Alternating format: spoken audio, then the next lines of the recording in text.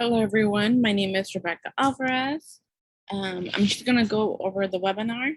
It's named Employing Equity-Minded and Culturally Affirming Teaching Practices in Virtual Learning Communities by Dr. Frank Harris III and Dr. J. Luke Wood. First, I want to define equity and equity-mindedness. Equity refers to a heightened focus on groups experiencing disproportionate impact in order to remediate disparities in their experiences and outcomes. Now, equity-minded is the idea of being mindful of other exterior factors that might affect someone's experiences and or education. For example, in the pictures, you can see equity. Everybody here is standing and they're able to reach their fruit. They might need certain different needs, like the person on the left needs 2 steps, and the person on the right needs 5, and the person in the middle is okay. That's equity. And then the right, it says equity-mindedness is being systemically aware, racially conscious, institutionally focused, evidence-based, and equity advancing. Now, who is most disproportionately impacted in education, and what challenges do they face?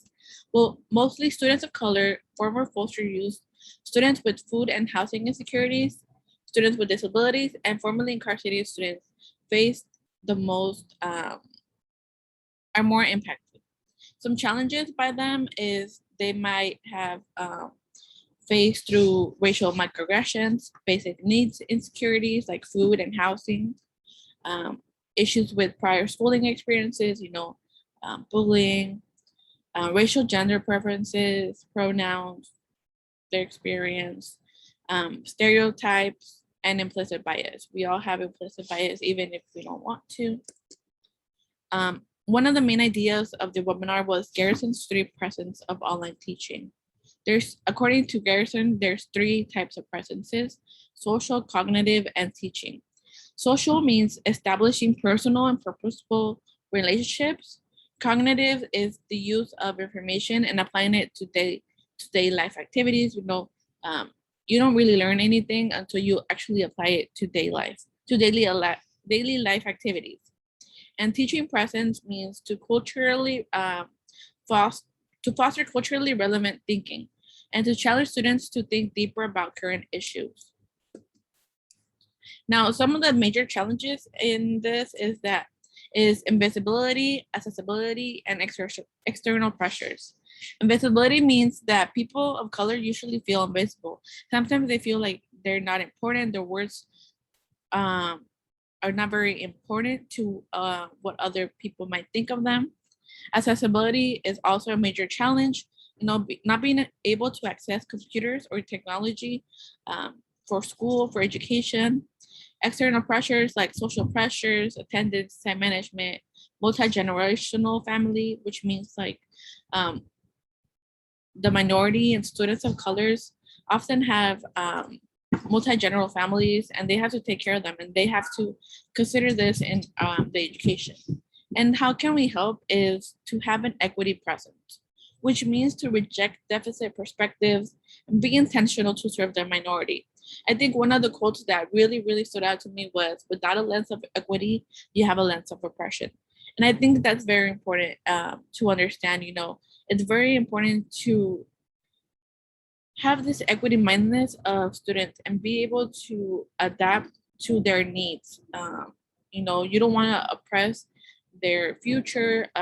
You don't want to oppress them from becoming the best version of themselves. Now, 5 equity-minded practices for teaching online is 1, being intrusive, which means proactively engage with students, which means like go up to them, ask them how they are, how they're doing with classes. Want to be transparent about how they can be successful in class. If they need to take notes from the beginning and make study groups, then tell them that. Want to be as transparent as possible. Monitoring performance and interviewing when necessary, which means just if they're doing not that great in assignments, ask them and help them out. One of the issues is like the snowball effect. If they do bad in some assignments, they're gonna be like, okay, like why am I doing this? Like, I'm not even gonna do the rest of the assignments, and that's not what we want. We want them to try in every single assignment. The second equity-minded practice is be relational, which means we gotta humanize ourselves, share our personal experience, maybe our personal background in education, like how did we learn the best, how did we grow, some bad experiences too, that's how we have learned and adapted. We want to learn about students, how they are, where is their family from, what, how does their background define them and make them who they are. We also want to validate and provide them with positive feedback. Everybody loves good feedback, you want to inspire them to push themselves, but also validate them, they're doing a great job, like keep it up. The third is be culturally relevant and affirming, which means like when you're using course text, you want to include multicultural and multi-ethnic readings, not just the stereotypical readings that are usually Caucasians based text.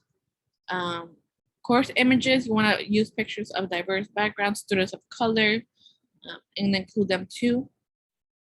In variable assignments, like slides and poems, you want the ability for students to choose how they learn best. Allow them to pick a form that they know and understand already, in order for them to now have to worry about learning the technology, but actually worried about actually thinking about the assignment and expressing it. The fourth equity-minded practice is be community-focused, which means encourage students to meet outside of class. Allow them to do study groups, maybe socialize out of class. Collaborating learning, which means to work together in a partner work during class, help them build that community and friendship. And three, community norms, which is saying what is expected and accepted in class, and not accepted in class too. And lastly, the fifth equity-minded practice is to be race conscious, which means to help them have the tools to engage in race-based dialogue. Teachers need to stay present, monitor, and interview interview the dialogue, if necessary, intervene. Group activities allow them to collaborate. And in the webinar, it says to make sure that it's doing oral groups instead of textual groups, because sometimes words can lose its meaning if it's just through text. Now, some implications of K-12 education is for teachers really need to be more equity-minded and culturally relevant. They need to be more open with students, allow for students to open about their culture and experiences, because that's who they are, and that's how we're going to be able to connect with them. Allow them to have a conversation about relevant issues, be proactive in the classrooms, go to them first, don't let them come to you first, want to be proactive. And of course, support students with exterior factors. If they have issues going on at home, try your best to make them feel safe in your classroom and allow them to open up to you. And can this be applied to other aspects of diversity and equity? Yes, of course. Like the work environment. You can accept and embrace employees' cultures and experiences, use their correct pronouns, having a diverse set of employees, and also modeling positive behaviors. I think the workplace is a very important environment where you can definitely grow some more equity-mindedness and culture relevant and affirming issues. And now, as a future teacher, I would like to implement some things like group collaboration. For example, I want to randomize the groups in order to reduce my bias and anybody's bias. I want to allow for different backgrounds and perspectives to be presented into the groups. I want to also be culturally relevant and affirming.